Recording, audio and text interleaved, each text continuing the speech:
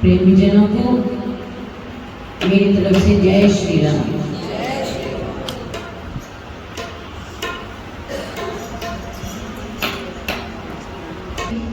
कि देवी कि इसकी नजर उतारने के लिए मुझे आपके बालक को अपनी गोद में लेना पड़ेगा। जब भगवान शंकर ने भगवान श्री राम को अपनी गोद में लिया तो गोद में लेते ही उनकी आंखों से झरझर आंसू बहने लगे। भगवान श्री राम तो चुप हो गए और भगवान शंकर रोते जा रहे हैं आज दर्शन कर कि कैसे अनंत कोटि ब्रह्मांड नायक आज मेरी गोद में बालक बनकर बैठा है। और मां जब देख रही है तो सोचा किस ज्योतिषी ने तो वाकई में मेरे लल्ला की नजर उतार दी कि जो इसका रोना था वो इसने खुद ले लिया।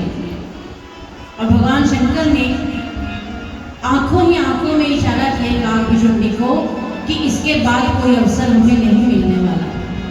मेरे हाथों में भगवान स्वयं है तो तुम इनके चरण पकड़ लो। काकभुशुंडी ने उस अवसर को संभाला और भगवान के चरणों को पकड़ लिया। ऐसा दुर्लभ अवसर नजारा किस प्रकार किसी को प्राप्त हो सकता है। भगवान के दर्शन प्राप्त करके हम दोनों वापिस आए। ये कथा भगवान शंकर मां पार्वती को सुना रहे हैं। मां पार्वती को सारी कथा सुनाई तो मां कहने लगी कि आप मुझे बता रहे हैं कि आपने चोरी की। ये आपकी चोरी तो मैंने पहले से ही पकड़ रखी है कि देवियां हमेशा अपने पतियों की चोरी को पकड़कर रहती हैं। उनको हर एक चोरी का पता होता है कि क्या चोरी की जा रही है, लेकिन वो चुप रहती है। तो मां पार्वती कहने लगी कि आपको पता है जो देवी आपको लेने आई थी वो कौन थी? बाबा बोले नहीं, वो तो दासी थी। तो मां कहने लगी कि वो दासी मैं ही थी, मैं ही आपको भगवान के दर्शन करवाने के लिए लेकर गई थी। बाबा ने अपनी बात बताई, कथा सुनाई कि हमने जब भगवान के दर्शन किए तो दर्शन प्राप्त करके हम कि परमानंद में उनके प्रेम में फूल गए। हम कहते हैं ना कि खुशी में हम फूले नहीं समाए। किसी को इसका अर्थ पता है? मुहावरा तो हम बोलते हैं कि खुशी में फूले नहीं समाना। तो क्या होता है फूले नहीं समाना?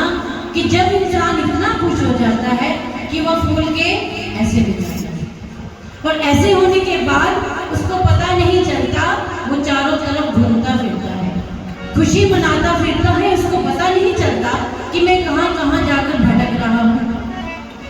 किस प्रकार जैसे गुब्बारा फूला होता है, उस फूले हुए गुब्बारे को छोड़ दो तो उसको दिशाओं का पता नहीं चलता कि वो कभी कहां जाता है, कभी कहां जाता है, कभी कहां जाता है। और अगर वो फूला हुआ ना हो, अगर उसको गुब्बारे को छोड़ेंगे तो वो वहीं गिरेगा। फुलाने के बाद वो घूमता फिरेगा। भगवान कहने लगे कि हम खुशी में ऐसे फूल गए कि हम पूरी अयोध्या के चक्कर काटने लगे।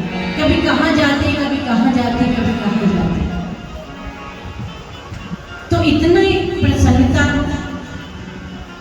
भगवान के दर्शन हमने भी किए तो हम भी उसी प्रसन्नता में फूलेंगे। प्रसन्नता में फूलना है, खाकर नहीं फूलना। प्रसन्नता में फूलेंगे तो भागते फिरेंगे, खाकर फूलेंगे तो वहीं पर ही बैठ जाएंगे, फिर हम घूम नहीं पाएंगे। तो प्रसन्नता में भगवान कहते हैं कि इतनी प्रसन्नता हो जीवन में, कुछ नहीं भी मिला उसको मत देखें, जो मिला है उसको देखकर आनंद मनाते हैं। तो इस प्रकार के आनंद मनाते जा रहे हैं अयोध्यावासी। कुछ दिन बीते, महाराज गुरु वशिष्ठ को बुलाकर कहते हैं कि अब आप मेरे पालकों के नामकरण करो उनका, कि उनका क्या क्या नाम रखा जाएगा, जो आपने पहले से ही सोच रखा है। गुरु वशिष्ठ को बुलाकर लाए नाम रखने के लिए। आज जब गुरु वशिष्ठ जी को बुलाया तो वो बहुत आनंदित हो गए कि आज इस ब्रह्म, जो कि ब्रह्म इस धरती पर आकर अवतार ले गया है, उस ब्रह्म का नाम रखने का मुझे अवसर मिल रहा है। आज मैं उनका नाम रखूंगा। तो प्रसन्न हो रहे हैं। गुरु वशिष्ठ कहने लगे कि महाराज, वैसे तो इनके अनेक नाम हैं, कितने नाम हैं, मैं अगर गिनती करनी शुरू करूं तो वो खत्म ही नहीं होगी। आपके पुत्र के इतने नाम हैं, लेकिन जो नाम आप इनका इस रूप में हो रखेंगे कि गुरुदेव को बुलाया नाम रखने के लिए। क्यों बुलाया? क्योंकि गुरुदेव अपने विवेक के साथ बच्चों का नाम रखेंगे। जो गुरुदेव के विवेक में, चेतना में बच्चों का नाम आ जाता है, वो हमारे बच्चों का सौभाग्य बन जाता है। हम ये मत सोचें कि ये नाम तो आजकल के हिसाब का नहीं है, ये तो पुराने नाम हैं, हम कैसे बुलाएंगे, हमारे बच्चे तो शर्म करेंगे ऐसे नाम बुलाते हुए। नहीं, हमने बच्चों का सौभाग्य देखना है। हम माता पिता बच्चों के सौभाग्य बनाने के लिए उनका नाम रखवाते हैं, गुरुदेव के चरणों में जाते हैं कि ये नाम के कारण ही अजामिल को भगवान का पद प्राप्त हो गया था कि वो भगवान के धाम में चले गए थे, केवल नाम के कारण। नाम किसका? पुत्र के नाम के कारण। नाम हालांकि पूरे जीवन नहीं जपा, केवल पुत्र का नाम होने के कारण वो अंत समय में भगवान के धाम को गए। भगवान स्वयं उनको लेने के लिए आ गए। इसलिए ये शुरू से व्यवस्था बनाई जाती है कि गुरुदेव के मुख से अपने बच्चों का नाम रखवाया जाए कि कैसा नाम रखा जाए।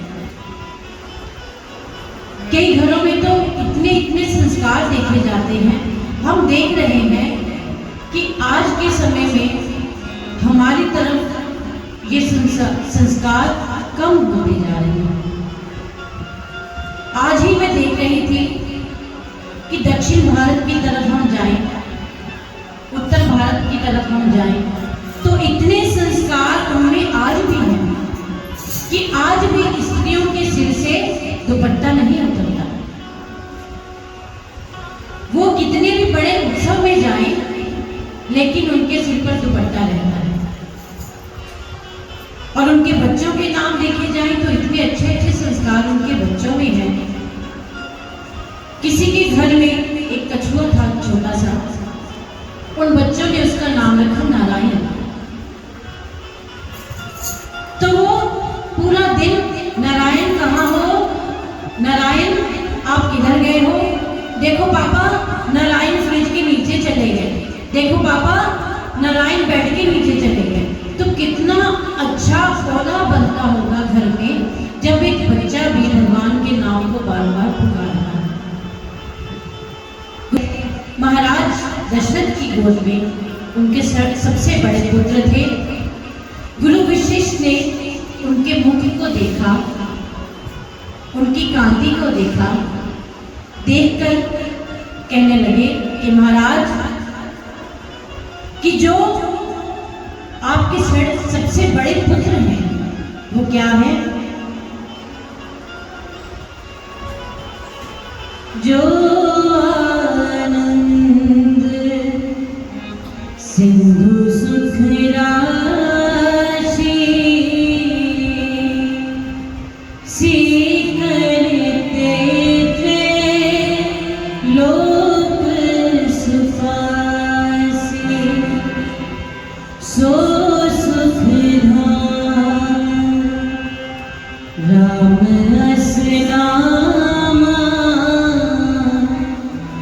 अखिल लोक दायक विश्राम, विश्व भरन पोषण कर जोई, ताकर नाम भरत अस होई, जाके सुमिरन देव पुलासा, नाम शत्रुघ्न वेद प्रकाशा। कि महाराज, जो आपके सबसे बड़े पुत्र हैं वो क्या है? वो आनंद के समुद्र हैं। वो पूरे त्रैलोक्य की रचना करने वाले हैं, उसका पालन पोषण करने वाले हैं। ये सुखों के भंडार हैं और ये जो सब में रमने वाले हैं, सब में मतलब जो सजीव हैं, जो निर्जीव हैं, जो जीवित हैं और जो मरे हुए हैं, सब में जो रम रहे हैं, ऐसे आपके सबसे बड़े पुत्र का नाम राम है। बोलो सियावर रामचंद्र भगवान की जय। दूसरे पुत्र की तरफ देखा जो कि महारानी कौशल्या की गोद में थे। उनके मुख की कांति को देखा तो कहने लगे कि जो आपके दूसरे पुत्र हैं ये विश्व की आत्मा का भरण पोषण करेंगे। विश्व की सुना आपने?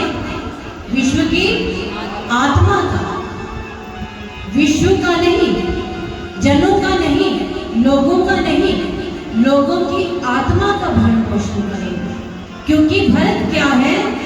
भरत राम का प्रेम है, जिनके भीतर राम का प्रेम भरा हुआ।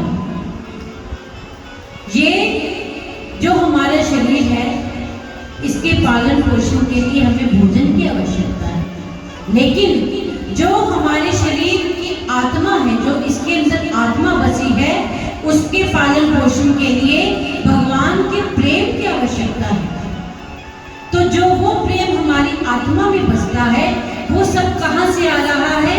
ये भगवान श्री राम के भाई भरत हमारे सबके अंदर भरे हैं।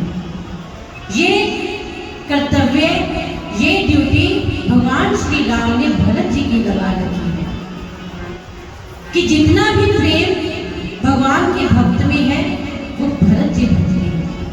कि भरत जी हमेशा दूसरों का पात्र भरते रहते हैं। तो जिस व्यक्ति के पास जो होगा वो दूसरे के अंदर वही तो भरेगा ना।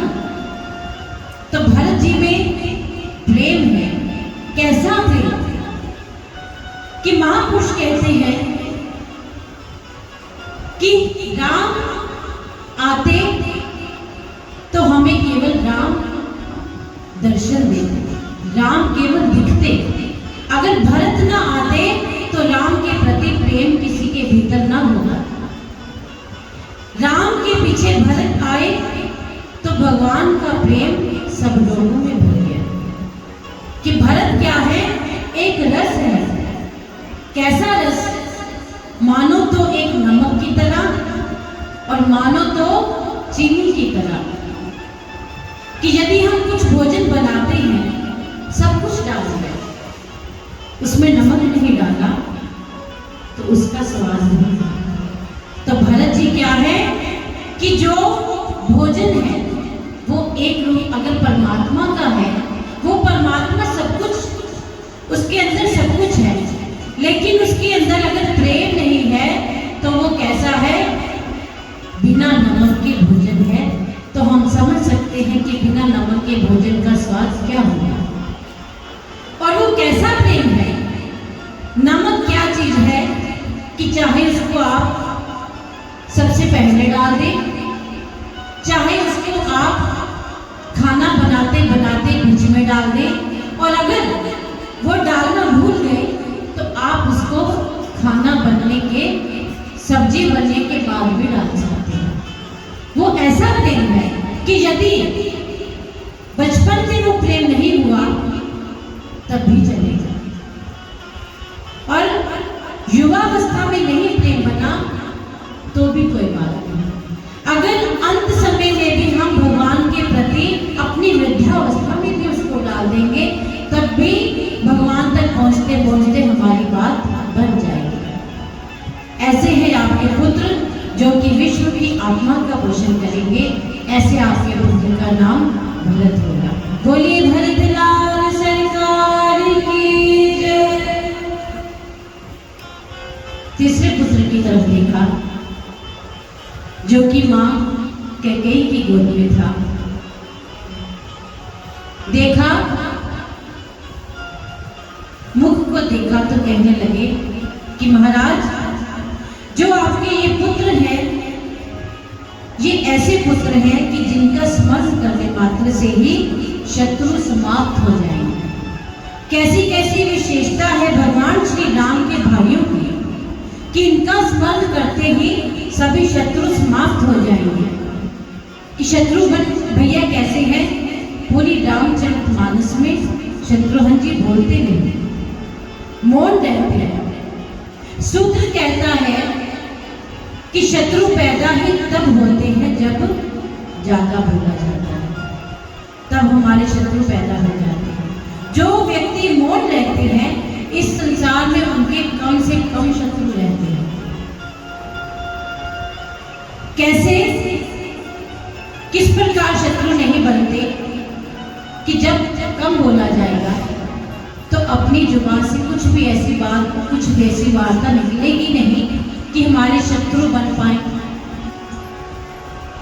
तो महापुरुष कहते हैं कि हमें दो आंखें मिली कि आप खूब देखिए, दो कान मिले खूब सुनिए, खूब श्रवण कीजिए, नाक मिले तो खूब सुगंध लीजिए, दो हाथ मिले खूब कार्य कीजिए, दो पैर मिले तो जितना मर्जी चलिए, लेकिन इन सब भगवान के द्वारा दी गई दो दो चीजों में से एक जुबान ही क्यों एक मिली? इसलिए एक मिली कि जितना हो सके उतना कम बोले। लेकिन हम क्या हैं? आंखों से देखेंगे नहीं पर बोलेंगे, कानों से किसी बात को सुनेंगे नहीं, किसी बात का नहीं पता होगा तब भी बोलेंगे। गुरु वशिष्ठ जी कहने लगे कि ऐसे आपके पुत्र का नाम, जिसको स्मरण मात्र से ही सभी शत्रु नाश हो जाएंगे, ऐसे आपके पुत्र का नाम शत्रुघ्न। बोलिए शत्रुघ्न लाल सरकार की जय। अब चौथे पुत्र महाराज दशरथ के, जो कि मां सुमित्रा की गोद में है, उनकी तरफ देखा तो कहने लगे कि ये जो आपके भाई हैं ये सभी लक्षणों से युक्त हैं, इनमें सभी लक्षण हैं। सभी लक्षणों के होते हुए इनमें एक सबसे अच्छा गुण क्या है कि ये राम के प्रिय है। वैसे क्या होता है कि सबको राम प्रिय होते हैं, लेकिन लक्ष्मण राम के प्रिय हैं। लक्ष्मण को भगवान श्री राम स्वयं प्रेम करते हैं और इस बात का प्रमाण भी दिया है। कैसे कि हम जितनी भी रामायण देखें, कथा सुने, तो हम क्या देखते हैं कि बचपन से लेकर पूरी कथा तक लक्ष्मण जी हमेशा साथ रहते हैं। कि एक समय पर मां जानकी भी ऐसे थी कि जब उनके साथ रहती थी, विवाह से पहले और हरण होने के बाद मां सीता भगवान राम के साथ रही थी। और हनुमान जी भी देखा जाए तो किष्किंधा कांड के बाद ही हनुमान जी प्रभु श्री राम के साथ आते हैं। लेकिन लक्ष्मण एक ऐसे हैं, जब से कथा शुरू होती है भैया लक्ष्मण अपने भैया राम के साथ ही रहते हैं। आज तक कभी उन्होंने अपने भाई को छोड़ा नहीं। गोस्वामी जी कहते हैं, मैं उस लक्ष्मण की वंदना करता हूं जो कि इस राम की कीर्ति रूपी पताका के दंड है कि अगर राम अयोध्या की कीर्ति है तो लक्ष्मण उस कीर्ति का झंडा फहराने का डंडा है कि झंडा तब तक काम का नहीं है जब तक वो डंडे में नहीं लगा। पड़ा हुआ झंडा किसी काम नहीं आता। जब उस झंडे के नीचे डंडा लग जाता है तो उस झंडे की शोभा तब बढ़ती है कि लक्ष्मण वो है राम जिनको स्वयं प्रेम करते हैं। जब चित्रकूट में भगवान श्री राम लक्ष्मण भैया थे, तब एक दिन भगवान ने क्या किया, एक लीला की। कहने लगे, लक्ष्मण मैं चिंतित हुई। जब लक्ष्मण जी ने सुना, भैया आप क्यों चिंतित हैं, आप मुझे बताइए आपको किस बात की चिंता है। तो भगवान श्री राम कहने लगे कि लक्ष्मण मैं सोच रहा हूं कि अयोध्या में आज ना तो भरत है, ना शत्रुघ्न है, ना मैं हूं और ना ही तुम हो। और हमारे पिताजी अस्वस्थ हैं, उनका स्वास्थ्य ठीक नहीं है। और तुम जानते ही हो कि इस समय अयोध्या की क्या हालत है, उसको संभालने वाला कोई नहीं है। तुम्हें पता ही है कि किस प्रकार मंथरा ने इस पूरी बात को बनाया है। तो मुझे डर लग रहा है। क्या डर लग रहा है कि मैंने अब तक देखा मंथरा हमारे साथ रही कि ना तो उनका हमारे साथ वैर था और ना ही भरत के साथ प्रेम था, लेकिन फिर भी ऐसा हुआ। भगवान शंका जाहिर कर रहे हैं अलग अलग तरह से लक्ष्मण जी के सामने कि कहीं ऐसा ना हो कि मंथरा की मति को किसी ने खराब कर दिया हो, कहीं कोई बाहर का राजा धन का लोभ देकर हमारी अयोध्या पर आकर हमला न कर दे, कहीं को लोभ देकर किसी वस्तु का तो हमारी अयोध्या की कोई हानि ना हो जाए। ऐसा कुछ ना हो जाए तो मुझे भय लग रहा है। फिर कहने लगे कि मैं सोच रहा हूं कि वहां पर हम में से किसी ना किसी को तो होना ही चाहिए था ना। कहने लगे कि ये सत्य है कि मैं अपने धर्म का पालन कर रहा हूं, पिता की आज्ञा को मानकर, लेकिन मेरा एक दूसरा धर्म भी बनता था कि जिस मां ने इतना कष्ट सहकर मुझे जन्म दिया, अब क्या समय था कि मैं उसकी सेवा करूं। जिन दिनों में हमें अपनी माताओं की सेवा करनी चाहिए थी, पिता की सेवा करनी चाहिए थी, हम उनको छोड़कर वनों में आ गए। वहां पर उनकी सेवा करने वाला कोई भी नहीं है। पता नहीं उनका स्वास्थ्य कैसा होगा। कोई और राजा आकर हमारी अवध पर आक्रमण ना कर दे। तो लक्ष्मण अलग अलग तरह की शंका जता रहे हैं भगवान। कभी राज्य की दुहाई देते हैं, कभी अपनी माता पिता की दे रहे हैं। तो कहने लगे, लक्ष्मण मैं सोच रहा हूं कि मैं तो यहां हूं, मैं तो वचन का पालन करने के लिए यहां हूं। तुम ऐसा करो, तुम घर चले जाओ, तुम जाकर राज्य संभालो, तुम जाकर माता की सेवा करो, पिता की सेवा करो। ये बात बोली क्यों कह रहे हैं भगवान? भगवान आज लक्ष्मण जी की परीक्षा ले रहे हैं। कैसी परीक्षा? भगवान कहने लगे कि आज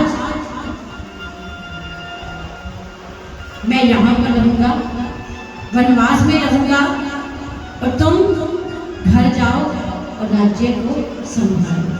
तो कैसा होता है जब एक बच्चे को किसी घर की जिम्मेदारी दी जाए कि आपके घर की जिम्मेदारी है, तो बच्चा क्या सोचेगा कि मुझ पर जिम्मेदारी डाली है, मैं निभाऊंगा, यही सोचेगा ना। तो जिम्मेदारी डालने लगे लक्ष्मण पर। क्यों कह रहे हैं ऐसा? क्योंकि भगवान जो है ना, वो भक्त पराधीन है। वो अपने भक्तों के प्रेम में इतने अधीन हो जाते हैं कि भक्त उनको कहता है खा लो, तब वो खाते हैं। अगर भक्त कह देता है कि मत खाना, तो भगवान नहीं खाते। इतने अधीन हो जाते हैं अपने भक्तों के। आज अधीन होकर परीक्षा ले रहे हैं कि मैं जिससे प्रेम करता हूँ, मैं जिसके अधीन हूँ, क्या वो मेरे लायक है? कि हम एक कुर्सी पर भी बैठते हैं तो 2 बार उस पर हाथ रखकर देखते हैं कि क्या ये मुझे संभाल लेगी, मैं इस पर भरोसा कर सकता हूँ। एक भौतिक सामान्य वस्तु जूता भी लेने जाए तो 4 बार उसको पैर में डालकर पहले चेक करते हैं, एक लंबा चक्कर निकाल के कि कहीं मुझे ये कहीं से काट तो नहीं रहा, कहीं से चुभ तो नहीं रहा। तो एक छोटी सी वस्तु लेते वक्त अगर एक इंसान उतना सोचता है, तो भगवान जो अपने भक्तों के अधीन रहने वाले हैं हमेशा हमेशा, क्या वो कभी कभी भक्तों की परीक्षा नहीं लेंगे? वो लेंगे। वो बार बार परीक्षा लेते हैं, कहीं ऐसा तो नहीं मेरा भक्त कि वो मेरे लायक ना हो। देखते हैं, समय समय पर परीक्षा लेते रहते हैं। कि मुझे कह रहे हैं कि लक्ष्मण तुम घर चले जाओ, तो लक्ष्मण भैया ने अपने हाथ जोड़ दिए, उनकी आंखें नम हो गई कि प्रभु भैया, क्या मुझसे कोई अपराध हो गया? क्या मुझसे कोई गलती हो गई? कहने लगे कि आज आपने मुझे तो कह ही दिया, आगे भविष्य में मेरी मां जानकी को भी ऐसे शब्द मत कह देना कि हम आपके बिना एक मुहूर्त भी जीवित नहीं रह सकते, कि ये जो आप मुझे इतना सुना रहे हैं, ये सारा साम्राज्य मेरे लिए एक तरफ है, लेकिन आपके चरणों के प्रेम की अनुभूति मेरे लिए एक तरफ है, मैं इसको नहीं छोड़ सकता। जब भगवान ने लक्ष्मण जी की इस बात को सुना, तब भगवान श्री राम ने पहली बार लक्ष्मण जी को रामानुज कहकर पुकारा कि तुम रामानुज हो। ऐसे भक्त और ऐसे भगवान हमें कहाँ मिलेंगे, जो भगवान अपने भक्तों के इतने अधीन हो जाते हैं कि वो अपनी सत्ता तक भूल जाते हैं। भगवान श्री कृष्ण जब गोपियों को छोड़कर जा रहे थे, तो उनके मन में इतना दुख था आज गोपियों को छोड़ने का, कि कहने लगे रोते रोते कि आज मेरी जगह कोई और भगवान बन जाए। मुझे भगवान नहीं बनना, मुझे एक साधारण व्यक्ति रहकर अपने भक्तों के पास रहना है, मुझे इनके प्रेम में रहना है। ऐसा प्रेम भगवान का अपने भक्तों के प्रति है कि लक्ष्मण जी वो है कि जिनका भगवान श्री राम स्वयं प्रेम करते हैं। गुरु वशिष्ठ जी ने कहा कि महाराज, आपके चौथे पुत्र का नाम लक्ष्मण होगा। बोलिए लक्ष्मण नारायण सरकार की जय। ये प्रश्न हमारे लिए मां पार्वती ने किया कि हम सबका प्रेम भगवान से नहीं बनता। हम कर्म करते रहते हैं लेकिन प्रेम से नहीं करते, सेवा करते हैं प्रेम से नहीं करते, भजन करते हैं लेकिन प्रेम से नहीं करते। क्या कमी है? प्रेम की कमी है। और उस प्रेम को प्राप्त करने के लिए अपने भीतर की पहले चतुराई को हटाएं, और यदि नहीं हट रही तो भगवान को कहें कि भगवान उपस्थित हैं, मैं जैसा भी हूँ, मैं भला हूँ, मैं बुरा हूँ, लेकिन आपका बालक हूँ। मेरे में जैसी भी उपाधियाँ हैं, मेरे में जैसी भी गलतियाँ हैं, भगवान आप सब उनको स्वीकार करके मुझे आप स्वीकार करें। मैं आपका ही बालक हूँ, मैं आपको समर्पित हो चुका हूँ। आप मुझ पर कृपा करें, मैं अधम से भी अधम हूँ। आपकी कृपा के द्वारा मेरी इन गलतियों का समापन हो सकेगा। आप मेरा हृदय स्वच्छ कीजिए भगवान। अगर मैं ऐसा ही रहा तो मैं क्या करूँगा? मैंने आपके नाम का तिलक लगा लिया है, मैंने आपके नाम की माला डाल ली है। अगर फिर भी आप मेरी लाज नहीं रखेंगे तो कौन रखेगा? मेरी लाज नहीं बचाएंगे तो दर दर अगर भटकूंगा तो लोग कहेंगे कि ये किस तरह का भिखारी है जो दर दर भटक रहा है। तब मैं क्या करूंगा? मेरी लाज नहीं बचाओगे तो मैं और मोटा तिलक लगाकर इस जगत में घूमूंगा कि मैं उनके दर का भिखारी हूँ। लोग मुझसे पूछेंगे कि कहाँ से आया है, तो प्रभु मेरी लाज नहीं, आपको अपनी लाज बचानी थी। मेरी रक्षा करो प्रभु, मेरे भीतर की चतुराई को खत्म कीजिए, मेरे अवगुणों को खत्म करें प्रभु। कि जब आप ये नहीं करेंगे तो मेरे में इतनी हिम्मत नहीं कि मैं आपके लायक बन सकूं, मैं आपके काबिल बन सकूं। ये झगड़ा निरंतर भगवान से एक भक्त का रहता है जो कि भगवान का प्रेम प्राप्त करना चाहता है। तो वो भक्त क्या कहता है भगवान से?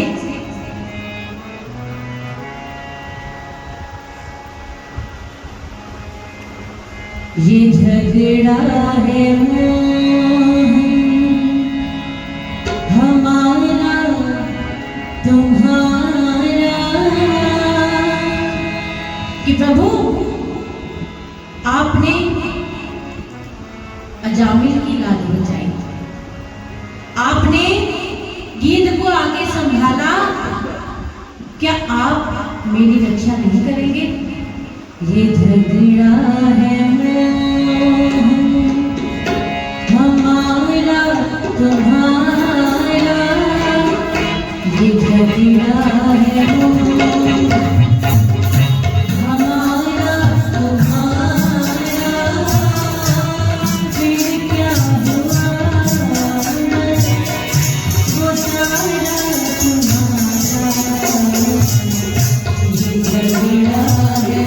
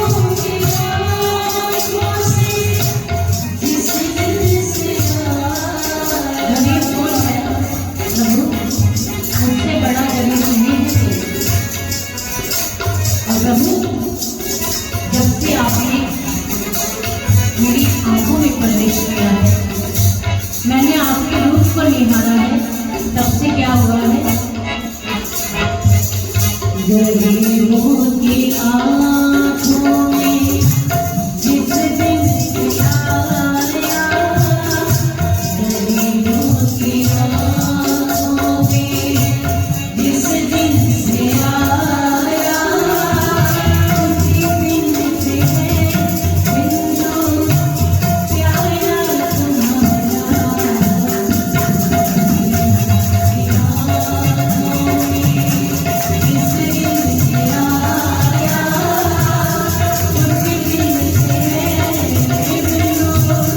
प्यारा तुम्हारा।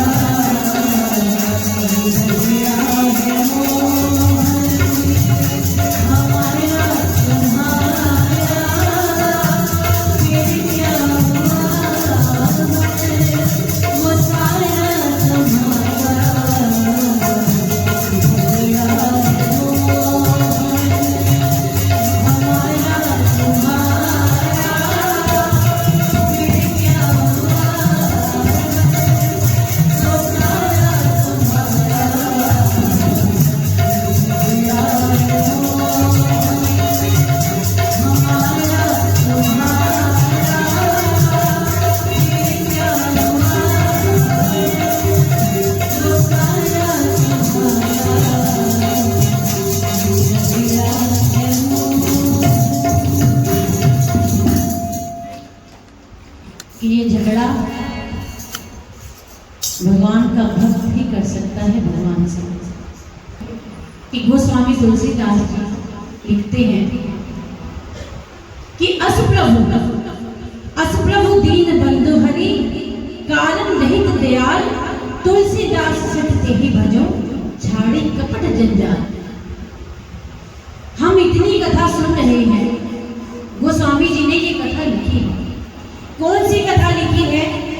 कि जो कथा भगवान शंकर ने मां पार्वती को सुनाई, जो कथा ऋषि याज्ञवल्क्य जी ने भरद्वाज जी को सुनाई, जो कथा काकभूषुंडी जी ने गरुड़ जी को सुनाई, वो सारी कथा गोस्वामी जी इस रामचरितमानस में लिख रहे हैं। लेकिन अपनी तरफ से गोस्वामी जी ने क्या कहा? जब भगवान गोस्वामी जी ने देखा कि ऐसे भगवान जो सब पर दया करते हैं और बिना कारण के करते हैं, अपने आप को कहने लगे तुलसीदास कि ऐसे ऐ मूर्ख, इनके भजन को छोड़कर तू किस जंजाल में फंसा है।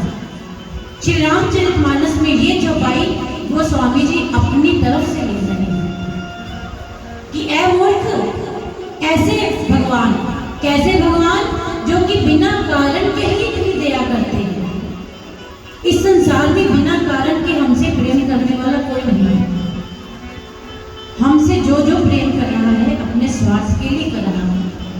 जो प्रेम हमसे करता है वो हमसे चाहता है कि हम उससे प्रेम करें। हम नहीं प्रेम करेंगे तो वो दुखी होगा। वो हमें कहता है कि हम आपसे इतना प्रेम करते हैं, लेकिन आप उसके बदले हमें ये मिला। एक पिता भी अपने पुत्र से प्रेम करता है तो स्वार्थ के लिए कि ये आगे चलकर मेरी सेवा करेगा। एक माता अपने पुत्र से प्रेम क्यों करती है? एक बच्चा अपने पिता से प्रेम क्यों करता है? अपने स्वार्थ के लिए करता है। लेकिन एक प्रभु ही ऐसे हैं, एक गुरुदेव ऐसे हैं जो कि बिना स्वार्थ के, बिना कारण के उनको जो दिखाई दे, जो दुखी दिखाई दे, उस पर कृपा करने लगते हैं। तो गोस्वामी जी कहते हैं कि आप इनको छोड़कर कौन से जगत के जंजाल में फंसे हो? आप भगवान का भजन कीजिए।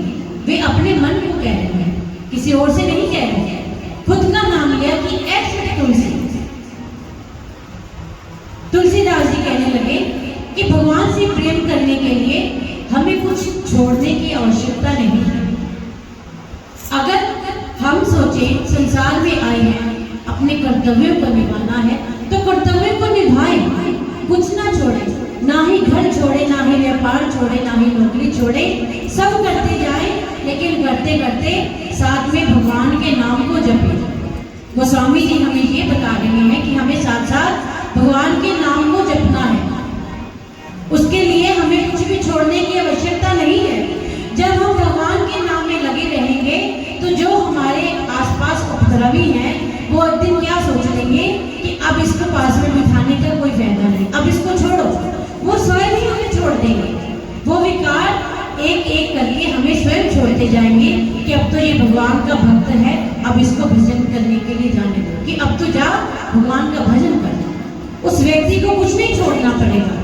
हमें करना है तो केवल एक काम, भगवान का भजन करना है। एक महापुरुष कथा में बता रहे थे कि 12 करोड़ भगवान के नाम का जप हो जाए तो भगवान की प्राप्ति हो जाती है। कि हमारे शरीर में 12 चक्र हैं, एक एक करोड़ पर एक एक चक्र खुल जाता है। कि जब अपने जीवन में हम 12 करोड़ भजन नाम जाप कर लेते हैं तब हमें भगवान की प्राप्ति हो जाती है। ये एक महापुरुष सुना रहे थे किसी कथा में। तो कथा खत्म होने के बाद एक व्यक्ति उनके पास पहुंचा जो कि 70 साल का था। जाकर कहने लगा कि संत जी, आप बता रहे थे कि 12 करोड़ भगवान के नाम का जाप होना चाहिए, भगवान के नाम का 12 करोड़ जाप होना चाहिए तब भगवान मिलते हैं। मैं तो 70 वर्ष का हो गया हूँ, अब पता नहीं मैं 1-2 साल हूँ या नहीं हूँ, मेरा जीवन कितना बचा है कितना नहीं बचा मैं नहीं जानता, तो अब मैं 12 करोड़ कैसे पूर्ण करूँगा? मैं चिंतित हो गया हूँ, मुझे चिंता हो गई है। तो संत जी ने कहा कि चिंता मत कर। क्यों चिंता ना कर?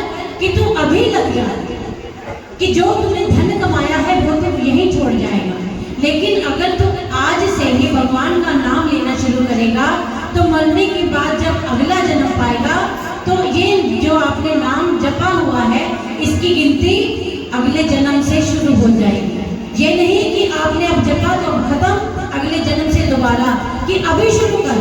अगर अगले जन्म में तेरा 12 करोड़ जब भी पूरा हो गया तब भी तुझे भगवान की प्राप्ति हो जाएगी। बोलो सियावर रामचंद्र भगवान की। हम ना जाने कितने जन्मों से भजन करने लगे हुए हैं, ना जाने कौन से जन्म में हमारा 12 करोड़ पूरा हो जाएगा। ये हमारे पर निर्भर है, हम कितना जल्दी उसको पूरा करेंगे और भगवान उतनी जल्दी ही हमें प्राप्त हो जाएंगे। तो गोस्वामी जी बार बार लोगों से कह रहे हैं कि आप भजन में अपने मन को लगाइए, कि ये भजन ही ऐसा है जो हमारे जीवन में हमें भक्ति प्रदान करेगा। हम कितना भी अरबपति हो जाए, खरबपति हो जाए, लेकिन हम संतुष्ट नहीं होते। क्या होते हैं? हमें जितना ज्यादा मिलने लगता है हम उतने ही असंतुष्ट हो जाते हैं। संतुष्टि कब आती है? भगवान के भजन के बाद। जैसे ही हमारे जीवन में